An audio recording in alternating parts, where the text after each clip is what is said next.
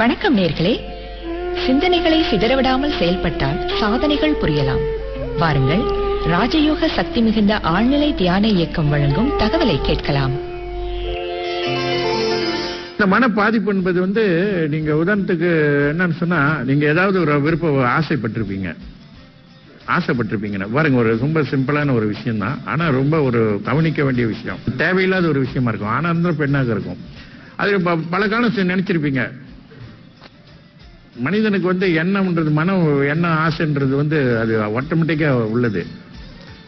அதனால மனிதன் நல்லது கெட்டது, அழகு, அருவருப்பு, அவலட்சணம், அசிங்கம் என்பதெல்லாம் வாழ்க்கையில இதெல்லாம் நேச்சுரல், இது இயற்கை. அது நம்ம எது தேவை எது தேவையில்லை, இது நமக்கு கூடாது அப்படின்றத நாம தான் முடிவெடுக்கணும் ஒழிய, இவைகள் எல்லாம் கூடியதுதான் வாழ்க்கை.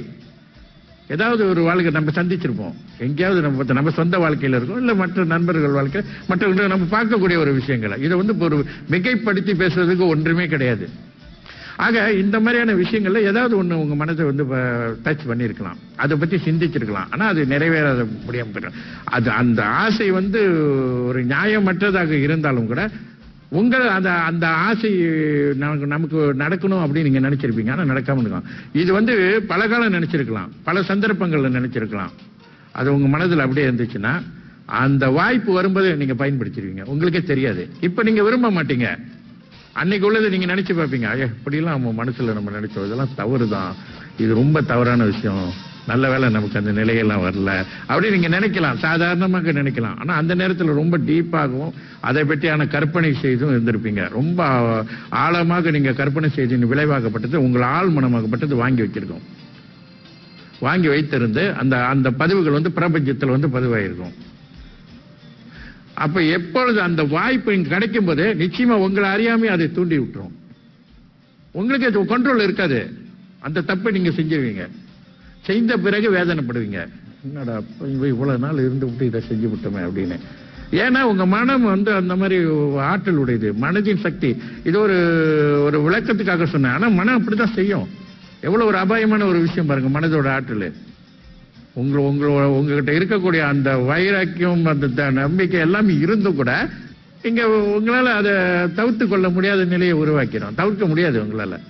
அப்ப மனம் சந்தர்ப்பத்தை காத்து கொண்டு இருக்கும். அந்த விளக்கத்தை தந்தவர் டத்துஸ்ரீ குருஜி அவர்கள். நேயர்களே, வளமான வாழ்க்கைக்கு சிறந்த சிந்தனை தேவை. அந்த தகவலை கொண்டு வந்தது ராஜயோக சக்தி மிகுந்த ஆழ்நிலை தியான இயக்கம். வணக்கம் நேர்களே. சிந்தனைகளை சிதறவிடாமல் செயல்பட்டால் சாதனைகள் புரியலாம். வாருங்கள், ராஜயோக சக்தி மிகுந்த ஆழ்நிலை தியான இயக்கம் வழங்கும் தகவலை கேட்கலாம். மிக மிக உலக வாழ்க்கையில வெற்றி பெறுவது ரொம்ப சுலபம். அதுக்கு தேவை என்ன தெரியுங்களா? தன்னம்பிக்கை. அது யோக சக்தி இருக்கு. யோக சக்தி இருக்கும்போது தன்னம்பிக்கை, யோக சக்தி ரெண்டும் போதும். முயற்சி, உழைப்பு, விடாத முயற்சி இருந்துச்சுன்னு சொன்னா நான் வெற்றி அடைஞ்சே தீர்வேன்ற அந்த வைராக்கியம், நான் கண்டிப்பா நான் வந்துருவேன், வராம விடவே மாட்டேன்னு அப்படின்னு இருந்தா கண்டிப்பா மேல சுலபமா வந்துருவாங்க. வர வரையும் கொஞ்சம் கஷ்டப்படுவாங்க, அது வந்த பிறகு விறுவிறுன்னு வந்துடலாம். எந்த விஷயமும் வர்றதுக்கு தான் கடினம், வந்துட்டாங்கன்னா அப்புறம் அங்கிட்ட ஒன்றும் இல்லை. அந்த நிலையை அடையிற வரையும் கொஞ்சம் போராடணும், உழைக்க தயாரா இருக்கணும், முயற்சி செய்யணும். நமக்கு யோக சக்தி இருக்கிறதுனால நிச்சயமா நமக்கு வெற்றி கிடைக்கும்ன்ற அந்த நம்பிக்கை. இப்ப நம்ம நம்பிக்கையோடு தான் செய்யறோம், ஆனால் முடியுமா முடியாதா என்பது தெரியாது. ஆனா யோக சக்தி இருந்தா கண்டிப்பா முடியும் அப்படின்றத உறுதியினப்படுத்துது யோக சக்தி. ஆக என்னை பொறுத்த மட்டிலும் வாழ்க்கையில பணம், பொருள், வாழ்க்கை வெற்றினா இதுதான், வேற ஒன்றும் இல்லை.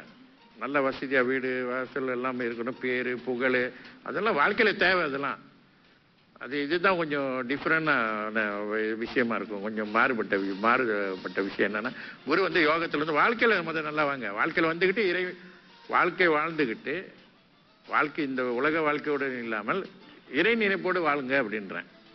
அதை தான் கற்றுக் கொடுக்குறேங்க. கடவுள் எல்லாத்துக்கும் நம்ம எவ்வளவு மனிதன் எவ்வளவு சிறப்பாக இருந்தாலும் வாழ்க்கையில முடிவுன்னு வரும்பொழுது நம்ம வாழ்க்கை முடியக்கூடிய தருவாயில பார்த்தீங்கன்னா எதுவுமே இல்லை. அங்க என்ன நிக்குதுன்னா நம்மளுடைய பாவம் புண்ணியங்கள் தான் தொடருது. பாவம் புண்ணியங்கள் நம்ம செய்யக்கூடிய தியானம், கடவுள் வழிபாடு, அதுதான் நான் உங்களுக்கு கிட்ட கடைசியா வருது. அதான் ஆத்மா வந்து அது ஆத்மா அழிவது கிடையாது. ஆத்மா அதை தான் கொண்டு சொல்ல போகுது. ஆக அதுக்கு தான் இறை வழிபாடு செய்யணும். ஒரே பூஜைகள்லாம் நான் கற்றுட்டு தான் நான் செஞ்சதான் வந்து நம்ம வந்து வழிபாடு செய்யறது அர்த்தமே கிடையாது. உண்மையா வந்துட்டு பிரார்த்தனை, கடவுள் இடத்துல உண்மையாக பிரார்த்தனை செய்யணும். தெரிந்த அளவுக்கு வழிபாடு செய்யலாம். ஒண்ணுமே சில தியானம் செஞ்சுட்டு இறைவனை பிரார்த்தனை செய்யலாம். நீங்கள் தியானம் செய்தீர்கள் என்றால் முறையாக தியான பயிற்சி செய்துட்டு வந்தீங்கன்னா கண்டிப்பா அது பலன் கிடைக்கும். அந்த விளக்கத்தை தந்தவர் டத்துஸ்ரீ குருஜி அவர்கள். நேயர்களே, வளமான வாழ்க்கைக்கு சிறந்த சிந்தனை தேவை. அந்த தகவலை கொண்டு வந்தது ராஜயோக சக்தி மிகுந்த ஆழ்நிலை தியான இயக்கம்.